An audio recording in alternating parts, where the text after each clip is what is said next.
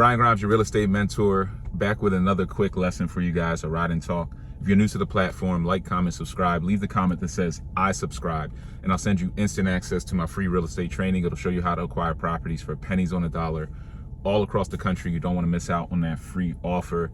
I wanted to hit you guys with this lesson because it just popped up, and sometimes I don't stop to record these things for you guys. Real estate just kind of happens, and lessons happen so quickly that if you don't stop and capture them, you just lose them until somebody asks a good question. So this one is about balancing the balance between speed and good judgment with construction. So most contractors or most developers think that everything is about speed. Speed. All I want to do is go fast. And we call that like the Ricky Bobby, if you guys know Will Ferrell, the Ricky Bobby syndrome, which is I want to go fast, and everything about construction is speed. But there are times where judgment is necessary. Make sure you guys stick around to the end of this because you don't want to miss out.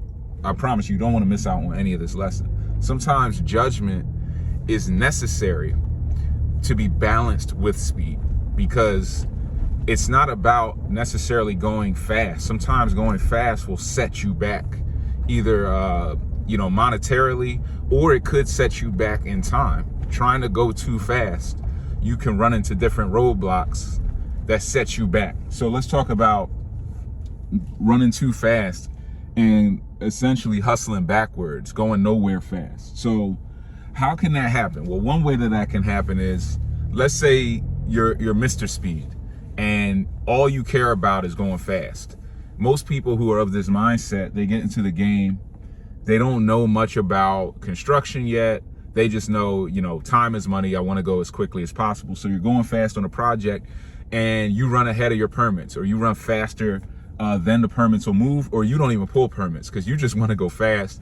The city wants you to pull these permits and you don't care about that. Everything's about speed. The city's just slowing you down on inspections. You don't need them. So you go ahead and you run your project. And if you don't pull permits, you can run this whole rehab in like 8-10 weeks. Like, you can run super fast because there's no checkpoints. But in running that fast, what's going to happen is you're going to get to the end of this project and you're going to pop up in a situation where potentially you get popped by an inspector. Inspector walks into your crib at the end of the project and you're like, well, I'm done. I didn't do anything here. There's already sheetrock on the walls and paint and flooring, nothing to see here. And the inspector's like, no, I know the game, bro. I can look at the wiring and see the numbers on the wiring, because when they make the new wiring that you ordered to do this rough-in, they put a date on it. They put a year date on it. And that year is telling me this was not already here. This is a new gut job that you just did, and you did it without permits. So now they set you back on this project, even though you sped ahead and got it done. You're now sitting there arguing with the city, getting fined, trying to pull permits, trying to figure it out. The inspector doesn't like you now because you tried to pull a fast one. And this speed move just sets you back, 3 or 4 months on a project. If you had just pulled the permits, you could have moved very quickly, not as fast as you wanted to, but you wouldn't have hustled backwards. So that's one way.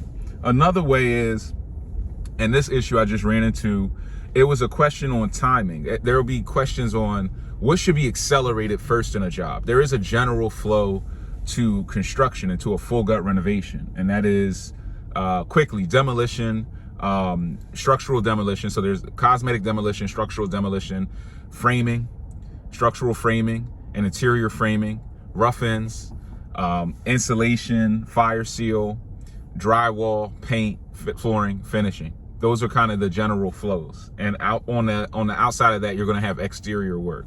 And that exterior work could be like roofing, backyard work, backyard fencing, front of the property, exterior paint, TLCing the windows, window capping. There's a lot of different exterior work, and you can choose when to accelerate or not accelerate that work. So a lot of people, when they're focused on these renovations, are focused on all the interior things.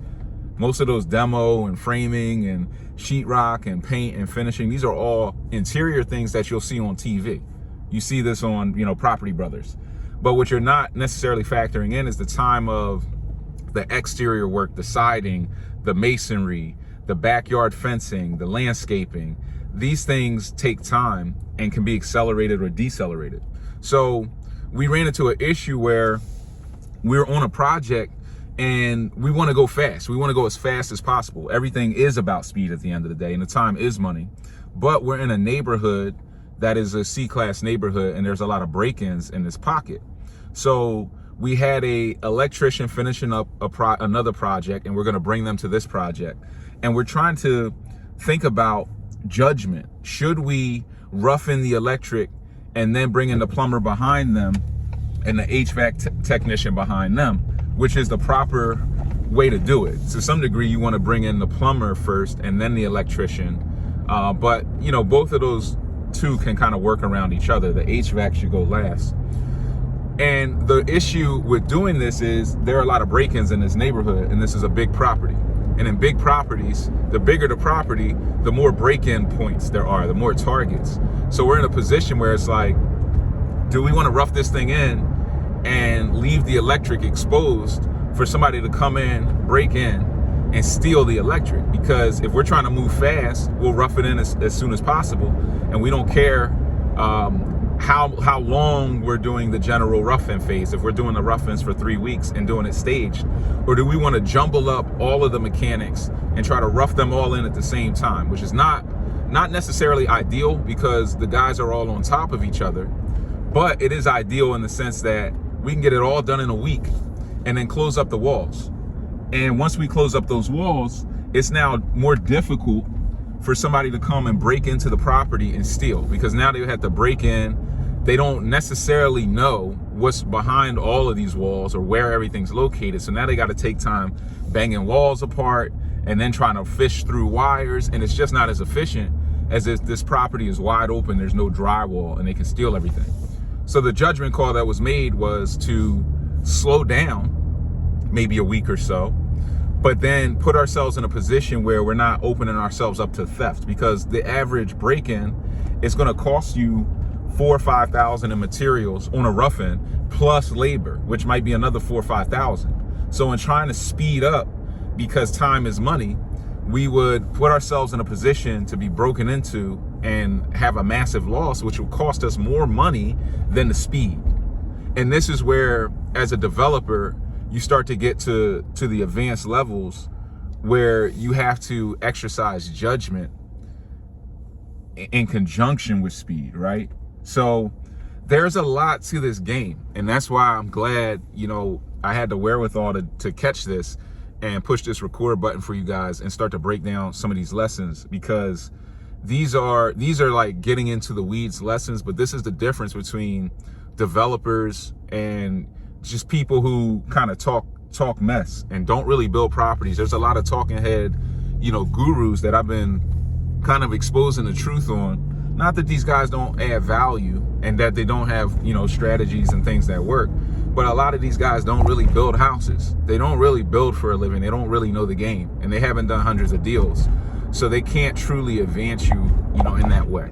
So I'm doing this work to give you guys the knowledge so that you don't get burned and you understand this game holistically, so that you can actually go out and make a living off of real estate. And in order to make that living, you have to understand this game at higher levels. You have to understand it holistically and how it truly works, not just, you know, on Property Brothers on HGTV, and how it works when they're, you know, have the big camera crew and they're hyper editing everything and cutting out, you know, the real back and forth. So hopefully this helps you guys. Once again, like, comment, subscribe, share this video with somebody who you think this information will help. Share this with someone.